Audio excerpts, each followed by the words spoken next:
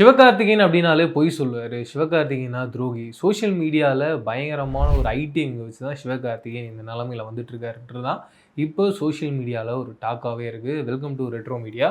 நான் உங்க பிரவீன் கேஎஸ். கொஞ்சம் யோசிச்சு பாருங்க. அப்படி ஒரு ஐடி விங் வச்சிருக்காரு சிவகார்த்திகேயன் அப்படின்ற பட்சத்துல இப்போ இவ்வளோ பெரிய நெகட்டிவிட்டி அவரை சுத்தி போயிட்டு இருக்கு. அது எல்லாத்தையுமே அவர் வந்து ஈஸியா உடைச்சிருக்கலாம். பட் அவர் அத பண்ணல. இப்போ நமக்கான விடை கிடைச்சிருச்சு. சிவகார்த்திகேயன் மட்டும் இல்லாமல் எல்லா ஆக்டர்ஸ்க்குமே ஐடி விங் அப்படின்றது இருக்கும். பட் இவங்க சொல்கிற அளவுக்கு அந்த ஐடி விங்கால் மட்டும் இவ்வளோ பெரிய இடத்துக்கு சிவகார்த்திகேயன் வந்திருக்காருன்னா கண்டிப்பாக அது கிடையாது. தொடர்ந்து அவருடைய உழைப்பையும் ஹார்ட் ஒர்க்கையும் எல்லா இடத்துலையுமே நம்ம பார்த்துட்ருக்கோம். மிக முக்கியமாக இந்த பாய்ஸ் vs கேர்ள்ஸ் அப்படின்னு ஒரு பழைய விஜய் டிவியோடைய ஷோ இருக்கும். அதில் சிவகார்த்திகேயன் டான்ஸ் ஆடியிருப்பார். கட் பண்ணிங்கன்னா டான் படத்தில் வந்து இந்த ஜலபுல ஜங்ஸு அப்படின்ற சாங்க்கு ஒரு டான்ஸ் ஆடியிருப்பார். நீங்கள் அதை போய் பாருங்கள். சும்மா ஒரு ரெகுலரான ஒரு ஆக்டராக இருந்து சோஷியல் மீடியாவில் ஒரு பெரிய ப்ரெஷரை கொடுத்து மட்டும் இங்கே இவ்வளோ பெரிய ஒரு ஸ்டாராக மாற முடியாது. 25வது படம் பராசக்தி அப்படின்னு இவ்வளோ பெரிய பட்ஜெட்டில் இவ்வளோ பெரிய ஆக்டர்ஸோட இவ்வளோ பிரம்மாண்டமான ஒரு படம் பண்ண முடியாது. இதுதான் ரியாலிட்டி. ஒரு ரியாலிட்டியை பிரேக் பண்ணி மக்கள் மத்தியில் தொடர்ந்து நிறைய விஷயங்களை பேசி அவரை காலி பண்ணணும் அப்படின்னு ஒன்று நினைக்கிறாங்க.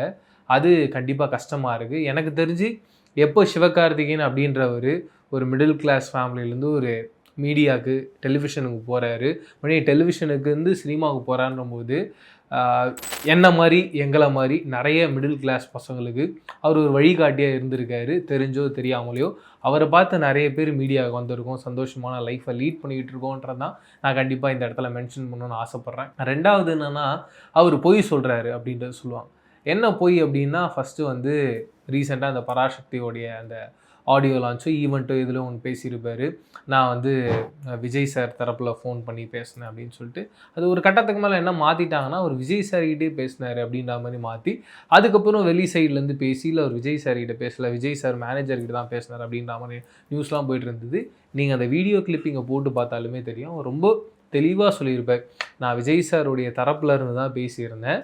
அவங்க ஓகே இந்த படத்தில் இந்த தேதியில் இந்த பராசக்தி அப்படின்ற படத்தை ரிலீஸ் பண்ணிக்கோங்க, எங்களுக்கு எந்த விதமான பிரச்சனையும் இல்லைன்னு சொல்லிட்டு விஜய் சார் சைட்லேருந்து க்ரீன் ஃப்ளாக் வந்ததுனால தான் நாங்கள் இந்த படத்தை பண்ணுறோம், அந்த படத்தை அந்த டேட்டுக்கு ரிலீஸ் பண்ணணும் அப்படின்றத மென்ஷன் பண்ணியிருப்பார். இதுலேருந்தே தெரிஞ்சிருச்சு அவர் வந்து எந்த விதமான ஒரு பொய்யும் சொல்லன்னு. ரெண்டாவது ஒரு இடம் எங்கே கன்ஃபர்மேஷன் ஆகுதுன்னா ஒரு இடத்துல வந்து மாநாடு படத்தை பற்றி பேசியிருப்பார்.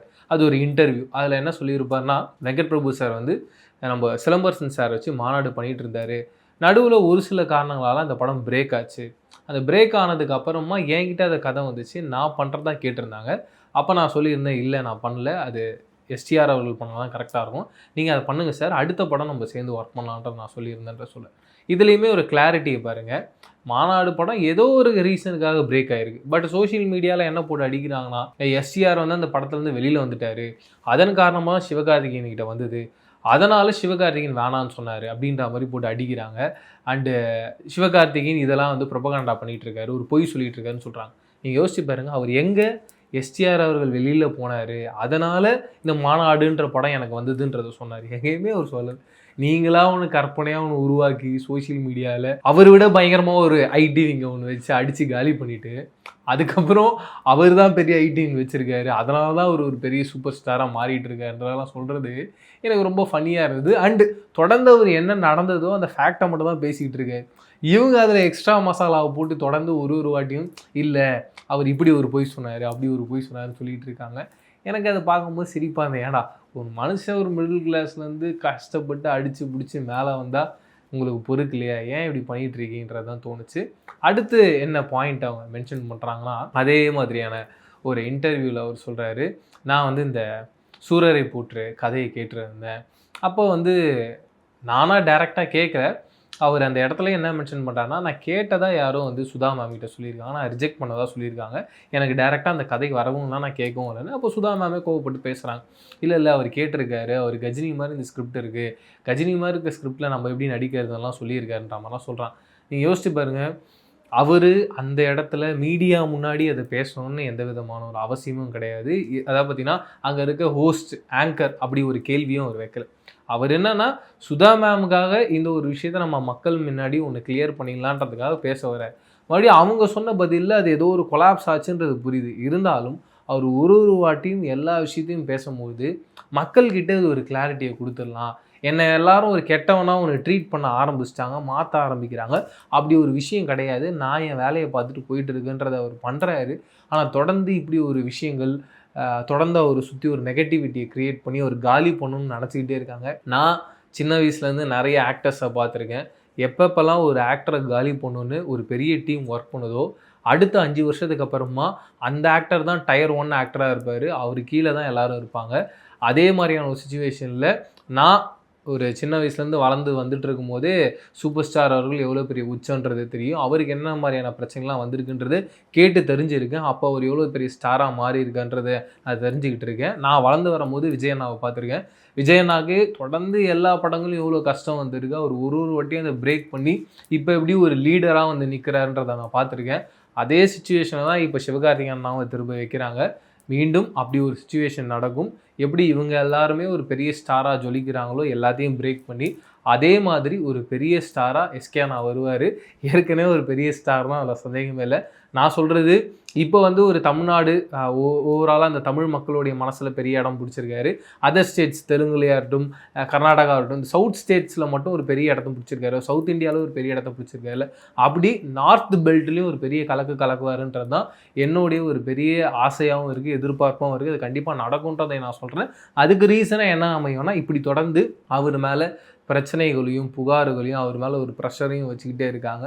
அது எல்லாத்தையும் பிரேக் பண்ணுறதுக்கான ஒரு சூழ்நிலை அவருக்கு வரப்போகுது. ஏன்னா அவர் இப்போ இந்த ஒரு சிச்சுவேஷனில் எதை பேசினாலும் ஒரு நெகட்டிவ் பாயிண்ட்டாக கொண்டு வந்து அவரை காலி பண்ணணும் அப்படின்றத நினைக்கிறாங்க. எனக்கு அது ரொம்ப கஷ்டமாக இருந்துச்சு. ஏன்னா ஆஃப்டர் பராசக்தியாக இருக்கட்டும், பிஃபோர் பராசக்தியாக இருக்கட்டும், இந்த படம் ஆரம்பிச்சதுலேருந்து ஓவராலாக என்ன பண்ணிட்டாங்கன்னா, இது வந்து விஜய் அண்ணாவுக்கு எதிரான ஒரு படமாக தான் ரெடி ஆகுது அப்படின்ற ஒரு பாயிண்ட்டுக்குள்ளே கொண்டு வந்துட்டாங்க. நீங்கள் யோசிச்சு பாருங்கள், அப்படி ஒரு படமாக உருவாகிறது இருந்திருந்தால் அது ஒரு கரெக்டான ஒரு பாயிண்ட்டே இல்லைன்றது தான் என்னோட கருத்தாக இருக்குது. அதுக்கு ரீசன் என்னன்னா, இதே கதையோடு தான் சுதா கொங்காரா மேம் வந்து புறநானூறு அப்படின்ற டைட்டிலில் சூர்யா சார்கிட்ட சொல்லியிருந்தாங்க. பட் ஒரு சில காரணங்களால் சூர்யா சார் அது வேண்டாம்னு சொல்லியிருந்தார். அப்போது அப்படி ஒரு விஷயமே நடக்கலை. உங்கள் எல்லாருக்கும் தெரியும், விஜய் சாருக்கு எதிராக அந்த படம் ரெடி ஆகுது அப்படின்ற ஒரு பாயிண்ட்டுக்குள்ளேயே இல்லை. சூர்யா சார் ஏன் வேண்டாம்னு சொல்லிட்டாருன்ற ஒரு கஷ்டத்தில் தான் எல்லாரும் அந்த பார்த்துட்டு இருந்தோம்.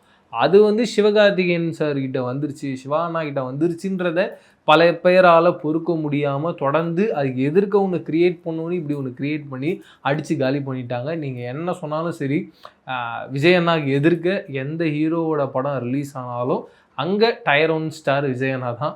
அவரை பிரேக் பண்ணி அவருடைய பாக்ஸ் ஆஃபீஸெல்லாம் வந்து யோசித்து கூட பார்க்க முடியாது. அதே பாயிண்ட்டை ரொம்ப டைரெக்டாகவே சிவானாவும் சொல்லியிருந்தார்.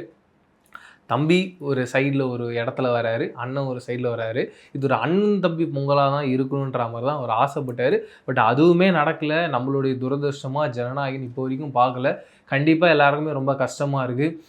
எப்படியாவது எலெக்ஷன் டேட் வர்றதுக்கு முன்னாடி படத்தோடைய அனௌன்ஸ்மெண்ட் வந்துடணுன்றது தான் எல்லாரோடைய பெரிய ஆசையாகவும் இருக்குது. அந்த ஆசையை தாண்டி அதில் கடைசியாக விஜய் அண்ணாவுடைய டான்ஸை பார்க்க போகிறோன்றது ஒரு பக்கம் எவ்வளோ சந்தோஷம் இருக்கும், அதே மாதிரி ஒரு மனசு கஷ்டமாக இருக்கும். இதுதான் கடைசி வாட்டியாக இன்னும் ஒரு படம் நடிக்க மாட்டாரா விஜய் அண்ணா அப்படின்ற ஆசையில் தான் இருக்கும். டுவர்ட்ஸ் தென் நான் என்ன சொல்ல வரேன்னா, ஒருத்தர் மேலே நெகட்டிவிட்டி பரப்பணும் அப்படின்றதுக்காக இப்படி இறங்கி ஒருத்தரை காலி பண்ண வேணாம். எல்லாருமே வந்து கஷ்டப்பட்டு வரணும்னு ஆசைப்படுவாங்க. அப்படி கஷ்டப்பட்டு வந்தவரை பார்க்கும்போது எங்களை மாதிரி நிறைய பேர் அவர் மாதிரி வந்துட முடியுன்ற ஆசையில் வருவாங்க. அப்படி இருக்கும்பொழுது அந்த ஒரு ஓவரால் மெயினான ஒரு கேரக்டரை காலி பண்ணிட்டாங்கன்னா, கீழே இருந்து இப்படி நிறைய பேர் ஆசைப்பட்டு மேலே வரணுன்றத ஆசை கூட பட மாட்டாங்க. அந்த இடத்துலையே தடுக்கணுன்ற மாதிரி நினைக்கிறாங்க. அது வேண்டான்றது தான் என்னுடைய கருத்தாக இருக்குது. இதை தான் நீங்கள் நம்ம சேனலை தொடர்ந்து பார்த்துட்டு இருந்தீங்க. இந்த ஒரு வீடியோடைய கருத்தாக நீங்கள் என்ன நினைக்கிறீங்கிறதையும் கமெண்ட் செக்ஷனில் ஷேர் பண்ணிக்கோங்க. வேறு ஒரு வீடியோவில் சந்திக்கிறேன். அது ரிலேட்டடாக வச்சுருக்கீங்க. நான் பிரவீன் கேஎஸ். மறக்காமல் ரெட்ரோ மீடியாவை subscribe and bell icon press பண்ணுங்கள். நன்றி, வணக்கம்.